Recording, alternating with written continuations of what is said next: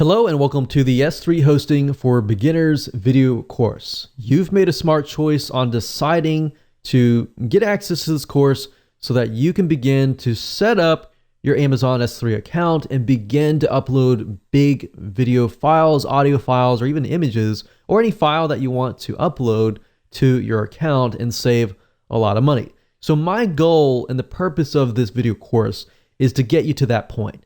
So I'm going to keep this simple, straightforward, and to the point. So first things first, what I want to do now is give you a quick overview of the video course so you know exactly what to expect. And that way you'll see the step-by-step process and you'll be able to implement it at a faster rate. So obviously this is video number 1, which is the introduction and quick overview. Video number 2, I'm going to talk about calculating your costs. It's good to have an idea of your numbers and potential budgeting so that you can kind of put money aside for your monthly and yearly budget. Now, I will say with Amazon S3, you're going to save a lot of money. In fact, when we took the move from a dedicated $300 per month server to Amazon S3, we now pay about $30 a month. And we're utilizing a good amount of bandwidth, which you'll see more in video number 2, which is going to be an eye-opening experience. So video number 3, we're going to talk about what you need. So there are a few things you need before you can get started. Video number 4, we'll talk about the recommended softwares and why. Video number 5, we'll connect to S3 utilizing those softwares. We'll create buckets and folders in video number 6. Video number 7 is going to be about protecting your Amazon bucket by preventing unauthorized access. So a lot of people are unaware of this, but they create an Amazon bucket. They set everything up on their download page and people begin to download the files. That's great and all, but a lot of people forget to protect the bucket. So what ends up happening is people share those links or they put it on their own site, and then guess what? They're utilizing bandwidth that you have to pay for. So this is a very important step, and I'm going to show you how to do it right. Video number 8, we're going to talk about transferring files from the PC or your Mac to your Amazon S3 account. And of course, last but not least, video number 9, we're going to talk about getting the URL to each file. So this is crucial, especially when you begin to build out your download pages. You need to have the direct link, right? So what I want to do right now is just to create a flow chart so that you can visually see what is happening as far as integrating your existing web hosting account with Amazon S3. So I want to make sure that you understand that you're not replacing your web hosting account, but rather what you can do is you can size it down while using Amazon S3.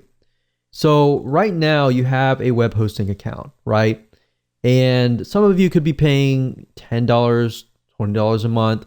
You could have your virtual private server and you could be paying $130 a month.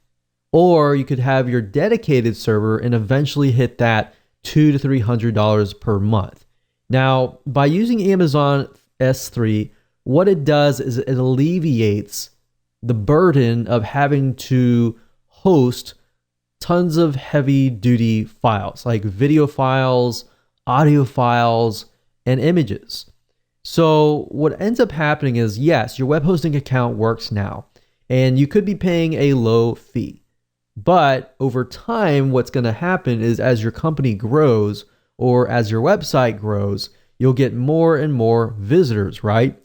So the more visitors you get, the heavier of the burden it has on that particular web hosting account or server. And then what will happen is the web hosting company just asks you to, they'll say something like, well, you're maxing out your account, so you're going to need to upgrade to the next level. And ultimately you're going to find yourself paying for a dedicated server. Now, what Amazon S3 allows you to do is allows you to grow on a long-term basis without having that burden. So you can essentially get a cheap virtual private server for $25 and host your domain here.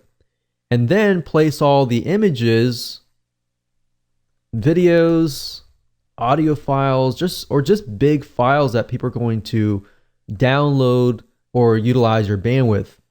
And you can place them on the Amazon S3 account. So what that does is it alleviates you from having to actually step up to the next level, and so forth. So actually what happened was we had a dedicated server and we actually moved down to a cheap $50 per month virtual private server. So now what we do is we use that as a virtual private server, meaning that what other people do does not impact our actual account.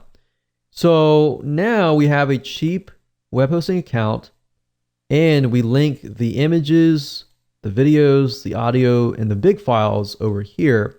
Because with Amazon, what's nice about this is you could have thousands of people per day accessing the Amazon S3 servers, and it's not going to phase them. It's not going to crash your account or anything. The people that are visiting here, they are going to just go to your basic yourdomain.com. They might be visiting your WordPress site, but all the images are and videos and everything are over here. Now, you could put the images here and just stick the big videos, audios, or big files over here. That's something that we did during product launches, for example, is we found that a spike of traffic can crash your whole server. But by placing, before Amazon S3 was available, we would place the images, videos, and audios and big files on a different server.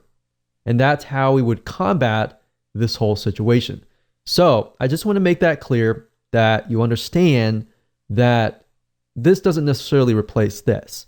You still have the web hosting account. You still have WordPress on this account. You can still have images, but the whole goal is to alleviate that burden. All right. So now that you understand how it works, let's move on to the next videos, and I'm going to show you how to actually get this done. So with that said, let's just jump straight in and go into video number 2, and we'll talk about calculating your costs so you know exactly what to put aside as far as your budget. Hello and welcome back to video number 2, which is calculating your costs for your monthly budget and potentially your yearly budget. Okay, so now what we want to do is you want to head on over to calculator.s3.amazonaws.com/index.html.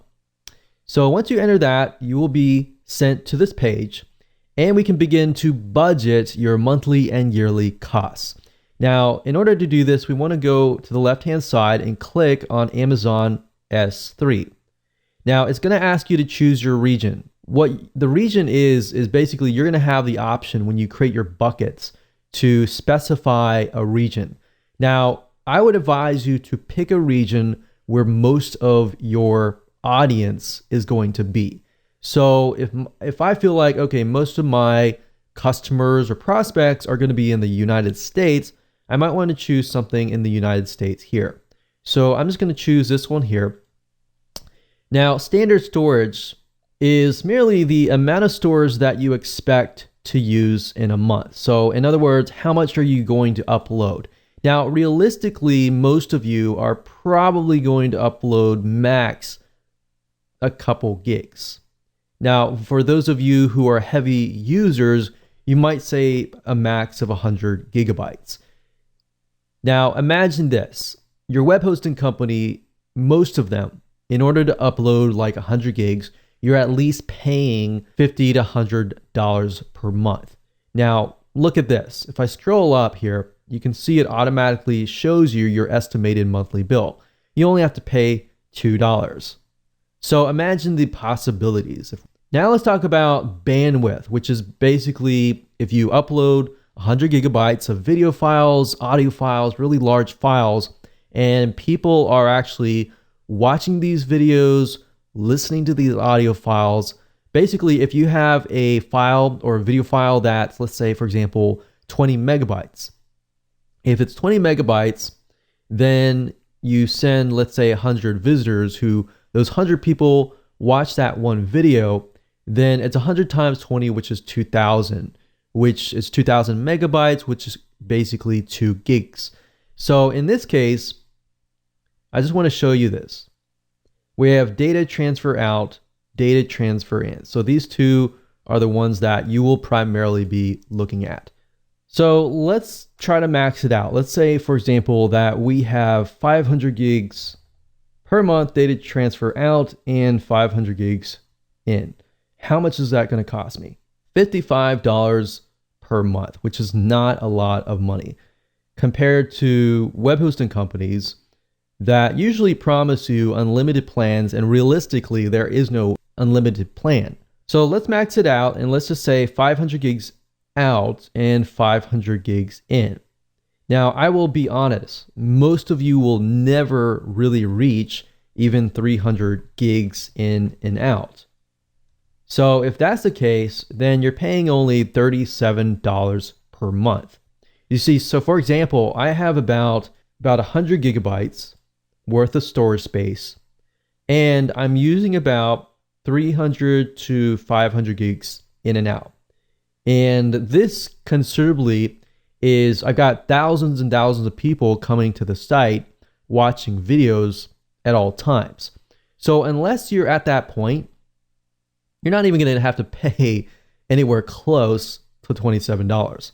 So I would say the majority of you, if you're just getting started, or even if you are a heavy user and you do have thousands of people visiting your site, you're more likely to be about in the range of 150. So even that case, you have a $14 monthly bill. So $14 monthly bill, that times 12, we'll just do 15. It's about $180. So that is a lot better, and considerably, it's a lot faster compared to web hosting companies. And we've tested this over the years and found that Amazon S3 is just saves you a lot of money and headache in the long term. So this allows you to have a basic web hosting account where you can put your website on it, but then put all the heavy files like the images and the videos and the audio files and the big files on Amazon S3. So now that you know how to budget, let's move on to the next video. Welcome to video number 3. We're going to discuss what you need before you can get started. So what you need to go ahead and do is open up your internet browser, go to the website aws.amazon.com/S3. That's aws.amazon.com/S3. And you're going to see this particular Amazon S3 site. It's also known as Amazon Simple Storage Service, same thing as S3. So what you need to go ahead and do is, if you don't have an AWS account, go ahead, click Create an AWS account. And then next, you need to log into your account. And if you go to the billing dashboard right here, you go down to payment methods. What you need to do is you need to add a credit card for this to work. So go ahead and do that now. And in the next video, we'll discuss different recommended softwares that you can use. Welcome back. This is video number 4. We're going to talk about recommended softwares and why we recommend each one.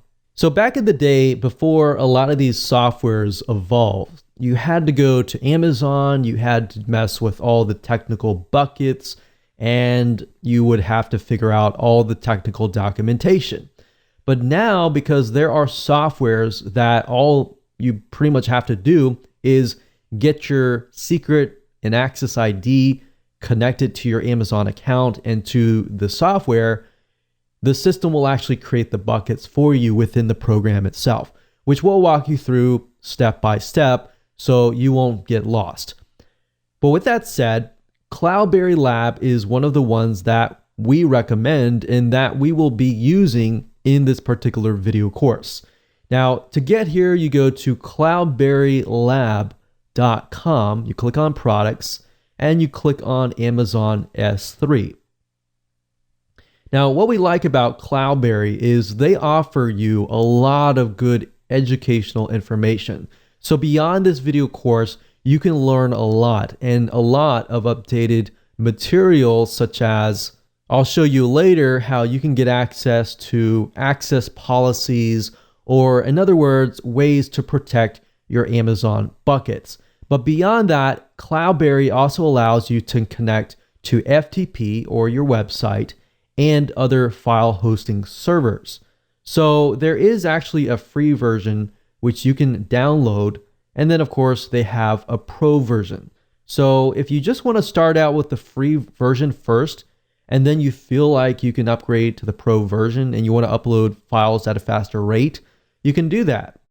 The second software is S3, and same goes for that. It's only compatible with Windows clients. Now, the S3 browser, it also has a free version, which you can download. A lot of them are very, very similar, but produce the same results. Now, if you use a Mac computer, so another software that we recommend is cyberduck.io. That's cyberduck.io. And when you go to the site, as you can see, this is compatible with FTP, S3. As you can see, it is compatible with both Windows and Mac. So I just wanted to show you this if you are a Mac user. Now, another option that you can take is by using the S3 Fox, which is a plugin for Firefox. So to get here, basically search for S3 Fox Firefox plugin, and you'll go here. Now, while this does allow you to connect and upload files for free, the problem with this is it doesn't have as many features as S3 Browser, Cloudberry, or the other programs have. So just keep that in mind when you are going through and deciding on which software is best for you. Hello and welcome to video number 5. We're going to discuss how to connect your software to your S3 account so you can begin to upload files. Okay, so the step number 1 consists of you opening up your Cloudberry S3 or S3 browser, or even the CyberDuck if you're using a Mac computer. Most of them are very, very similar. Now in Cloudberry, we're using this because we really like Cloudberry. We've used other softwares before, and we just like Cloudberry. So really it comes down to your preference. Now, they're all the same. Now with Cloudberry, what you can do is on the left-hand side, you're going to see source. So under source, it says my computer. So we click this drop-down menu and we click on new storage account. Now with Cloudberry, it gives you a ton of different options. Now you don't really need most of these options, but it gives you the option to connect to your website FTP. And what you can do is you can actually transfer files from your FTP or your website to Amazon S3. So that's a nice thing. If you want to transfer files from here to here or from your computer to Amazon S3, you have the option to do that. So what we need to do is we need to create an Amazon S3 storage account. So we click this, double click it. Now it's going to ask you for the display name, which is basically, it tells you what the account is, and that's just for you. Next, it's going to ask you to enter your access and secret keys. And these are 2 items that you can only get from your Amazon account. Now, the same with S3 Fox or S3 Browser or CyberDuck. They're all going to ask you for the access key and secret key. What's nice about this is once you get the key, it'll connect to the system and you don't need to worry about creating buckets within the Amazon S3 dashboard, which is something that you used to do. So you can do everything within the program itself. So now what I want to do is step 2 is to show you where to get these access and secret keys. Now, assuming that you have created the Amazon AWS account, what you need to do next is, after you have added your credit card, is up at the top, click on your account name and click on My Security Credentials. So at this point, it's going to forward you to this particular page. It's going to say you're accessing the security credentials for your AWS account. So click continue. And then next, we need to go under this item here, access keys. And then of course, you're going to see create access key. Now keep in mind that you can only have 2 active access key IDs. You cannot have more. So if you need to make more inactive, you just click on make inactive. Once you click on create new access key, it'll create a brand new access key and it'll create those 2 keys that you need. So once you have those 2 keys, all you have to do is enter the access key in here, secret key in here, and that's it. And then you're good to go. Once you're done with that, you click on OK, and then you will have an account created within here. So now all you need to do is simply select that particular account, and that's all you have to do right now. Hello and welcome to video number 6, buckets and folders. Now that you have connected to your S3 account, what we need to do now is create buckets, and within that bucket, we need to create folders so then you can actually upload files to those folders. So starting where we left off in the previous video, then you should see a list of buckets underneath. Or if you've created a brand new account, then of course you will not have any buckets. To create a buckets, it's very, very easy. And think of buckets kind of like either they are separate companies, separate departments. They're not necessarily folders because you have folders within that particular bucket. So what I like to do is I like to create a bucket for each new domain name. So that way I can segment them, I can separate things, and I know, okay, this file is connected to this website. Now you can separate it however you wish and create as many buckets as you want, but I just wanted to kind of show you what we do. So assuming you have clicked the source, you've chosen your Amazon S3 main account, you will see the buckets here. Now, as you can see, I have 4 buckets, but within those buckets, I've got a lot of files within there. Now, to create a bucket, it's easy. All you have to do is click on the blue square icon. Then what we do is we create a bucket name. And keep in mind that you want to name it using a naming convention so that you know what that bucket is. Now, the next thing is it's going to ask you for your bucket location, meaning are you going to upload the files to a server within a certain region like Singapore, Sydney, Australia, Tokyo, Seoul, Korea, Europe, or the US? Now, before you decide on choosing what bucket, I know most of people will choose a bucket that is closest to them. Instead, I recommend that you choose a bucket that is closer to the majority of your audience. So yes, if you're in the US and most of your audience is within the US, then choose that bucket. If you find that you're in Sydney, Australia, but most of your audience is within the US, then I recommend choosing that. Now, the next thing, it's going to ask you for storage class, but I would leave it at standard and I'll click OK. So now it's created the bucket. So we can see it is test domain DL. I'm going to double click that. And there we go. Now I can create folders, as you can see here. So I can click new folder. We can create maybe videos folder, create a audios folder, and create an images folder, and whatever folders that you decide to create. And then of course you can go within the folder and then you can upload the files. Now I'm going to show you how to upload and transfer files and the specific settings that I have it set on and all of that in the future videos. But I wanted to keep it simple and show you how to create a bucket.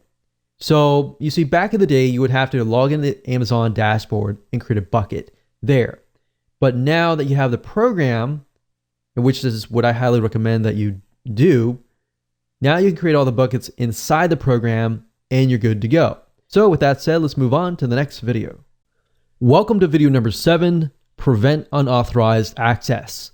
In this particular video, we are going to discuss how to protect your Amazon bucket so that other people cannot share the links to their friends and to other sites, and thereby what happens is you end up paying for people pirating your links.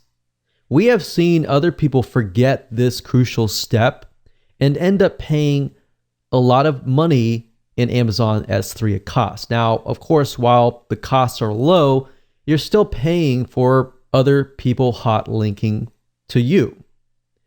So I'm going to teach you a specific way of developing an Amazon access policy that tells the bucket and says to it, unless somebody comes from a specific site, which is your site, deny them access. So let me go ahead and do that now. So to create a bucket policy, all you have to do is locate your bucket. So in this case, it's going to be test domain DL. I'm going to right click and click on bucket policy. Now, this is going to kind of look like code, and it's going to look complex and overwhelming. And that's a fact. It is true. But since most of you are newbies, I'm going to show you how to create a bucket policy by getting a swipe file from Cloudberry. Now, in this case, I'm going to go back to Cloudberry. So I recommend that you go to cloudberrylab.com. They're always coming out with the latest, greatest updates, and that's really why I like Cloudberry. But if you go to their blog and you look for their search here, and you type in Amazon S3 hot linking, so Amazon S3 HOT linking, you go here and you do a search, they'll actually give you the hot linking script. So click here, and I'm going to show you how to customize the script in a minute. So you don't need to know programming or anything like that. You don't have to read any of this. In fact, if you read this, it might be overwhelming. So just follow me along. You're going to scroll down and you're going to find this script right here. So we're going to highlight everything in blue. So from here all the way up here. So we're going to highlight that. You're going to click copy, and then we're going to transfer it over here. Now, before we do that, I want to put this in Microsoft Word, and we're going to make the size bigger, and we're going to customize the script. I'm going to show you how, and then we'll copy that finalized code over to the Cloudberry system. So I'm going to go ahead and copy it here. We're going to make it big enough so that you can see it. Where it says my bucket, you can leave the slash, but you're going to replace my bucket with the bucket name. So in this case, my bucket name is test domain DL. That's all you have to do. And we say allow get request referred by blah. So all this is right here is it's a note to you to tell you that you're going to allow requests referred by a specific domain. So you're going to put that yourdomain.com. And then next, where it says AWS refer, what this means is that in this case, cloudberry.com. So you're telling the system that whatever files I upload into this bucket, only and only if somebody comes from cloudberry.com, or if they click on a downloadable file that is hosted, let's say, for example, on a WordPress site on cloudberrylab.com, then it'll work. So in other words, if somebody tries to steal your download page or your download links, or they try to share it with somebody else, it's not going to work. Or they're going to use a download manager, it's not going to work. So basically, you're going to enter yourdomain.com here. Now, it's going to show you other sites here, but what I recommend that you do is it says HTTPS. So unless you have a secure SSL certificate, you don't need the HTTPS. But if you want to make it so that in the future, if you added in the future, then you could leave it as is. So you could put yourdomain.com, whatever that is, just replace this one here. So this one here is the regular HTTP without the www. So you could put yourdomain.com. So just a different variation of it. And then of course, you don't need this. Now, the comma is only here if you want to add new domains. So in other words, if you wanted to add, let's say, yourdomain.net, and then you want to add an additional one, you got to put a comma in between. Now, you just saw how it tried to underline it, right? So that's why we try to use Notepad. I wanted to use Microsoft Word because I wanted to show you how to do this. And then you put apostrophe and another apostrophe, and then you put whatever you need to put inside. So basically, you're saying anytime this domain, this domain, this domain, or this domain, traffic comes from that, or the download page is located on that, it will work. If it's not, it will not work. So that's basically all it means. So now what you need to do is copy this. I'm not going to save. I'm actually going to copy it into Notepad because I want to remove any type of formatting. And this is where I normally edit as well. I normally do it in here. But once you're done with that, all we have to do is copy this into the policy script. So we can actually delete anything that's in here. And then we're going to paste that in here. We're going to click apply. And of course it says policy contains invalid domain. So I added real live domains and it works. So now I got to click OK and that's it. And like I said, the newbie way, if you ever forget or you don't have access to Cloudberry whenever you're watching this video, simply go to google.com, look for an S3 bucket policy, make sure the word hot linking is in it, and you'll find a lot of ones here. And all you do is customize it and you're good to go. Now that you have protected your Amazon bucket in video number 7, we're going to talk about in video number 8, how to transfer the files from your PC or Mac to your Amazon account. Now, before we transfer files to your Amazon S3 account, I want to show you some settings within the Cloudberry S3 Explorer program that I highly recommend. So if you go up at the top, you click on Tools, you click on Options, and what we want to do is we want to go straight to the bandwidth tab. Now, this is something that we encountered, and this is something that you might want to tweak. And this allows you to control how much of your internet connection is being used to upload your files. Now, if it is set at unlimited, obviously it will try to upload as fast as it can. But in doing so, it will actually utilize the majority of your internet connection. So if you're going to want to upload, but you also want to use the internet and you want to work on other things on your business, then you do not want to select the unlimited. Otherwise, what will happen is it will max out and then it won't allow you to actually use the internet. So what you want to do is you want to figure out how much does it normally upload max. So let's say, for example, that your internet uploads at a rate of 1,000 kilobytes per second. If that's the case, then I would highly recommend that you change the upload speed to 750. Unless, of course, you really want to get the files uploaded and you're going to walk away from the internet. So just keep that in mind, that that's something that we encountered. And if you want to use the internet, select that. Same with download speed. If your max is 1,000, you want to select something lower than that. All right. So the next thing you want to do is you want to click on S3 multi-part upload. Now, by default, what it's going to do is when you upload, say, for example, a 200 megabyte file, obviously, typically that's going to take a lot of time. But what's nice about Cloudberry Explorer And I know S3 browser also does this.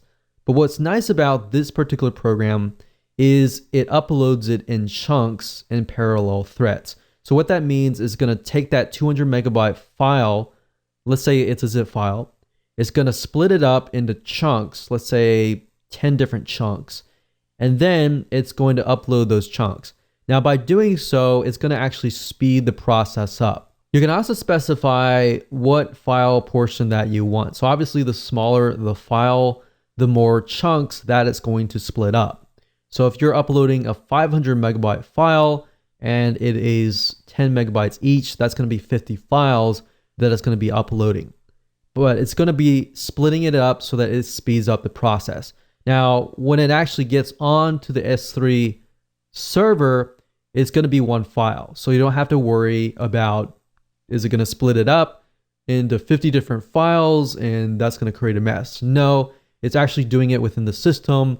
And then once it gets onto your S3 account, it'll just be one file. So that's not something you have to worry about. But as you can see, you can split it up between 5 megabytes and 5 gigabytes. So I would make sure that this is set. Click apply when you're ready.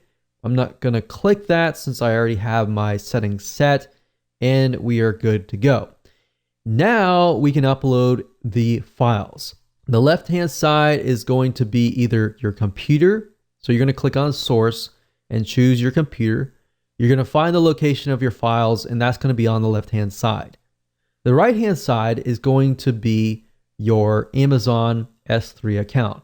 Now you can switch them. They can be over here and there, but I like to keep it on the left. And I think from the left, I'm going to move to the right. So as you can see here, we left it off where we did earlier. And this is my account. And I am under the test domain DL bucket. And we can see these particular folders. Now I've got an images folder. And these are images over here. And I'm going to transfer these files over to here. So you can either select them by select them individually, or if you want to highlight a certain amount, you can click the shift button and you can go from here to here. Or another thing is you can use the control or command key. You can select this one and let's say you only want this one and this one. So that's how to select the files. Now, of course, when you want to transfer them, you simply click left on your mouse and you click it. You don't let it go yet. You drag it over here and then you let it go. And then it says, do you really want to copy these files? Yes, I do. And as you can see, the process is being uploaded. So that's how fast this system is in uploading it. I'm using the multi-part upload option. And as you saw, within less than a second, we uploaded all of these images. So that's how easy it is to upload from the left to the right. Now, let's say, for example, that I want to transfer files from the actual S3 account back to my computer. By doing so, I can select a certain amount here and I can move it over here and then click yes. Now, you can also change the source so that it is your website. So you could click here, you could choose your website. Obviously, you need to configure all that, but you can select that so you can transfer files from your website directly to your Amazon bucket. So that's another option that you can take. Now, obviously, there are other options within the Cloudberry system. I'm not going to go over them because you don't really need them for this purpose. In the next video, I'm going to show you how to get the URL to these files. So you're going to need the URL in order to link to them via your website. Welcome to video number 9, getting URLs to each file. Okay, so in the previous video, we showed you how to transfer files to your Amazon S3 account. Now I want to show you how to get the URL so that you can go into your WordPress site or your HTML site and you can link the images, or you can link to your zip files or your video files or whatever files that you might have just uploaded. To do so, it's super easy to do. all you have to do is inside of the folder that you just uploaded to in your Amazon S3 account, click on that, or you can click on a bunch at a time. You can do that as well. But once you have decided to click on those, you right click and then you go to web URL. So you click that and it's going to give you a list of all the URLs. Now you can just click copy to clipboard.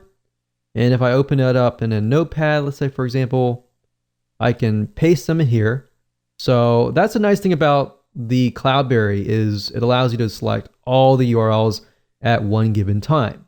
Now, another thing I can do is of course select the individual URL, click on web URL, and then copy to clipboard.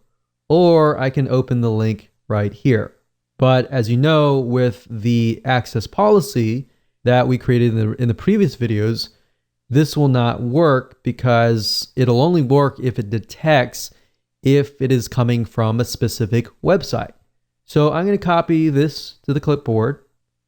I'm going to go over here and I can just copy it here. And that's as simple and easy as it gets.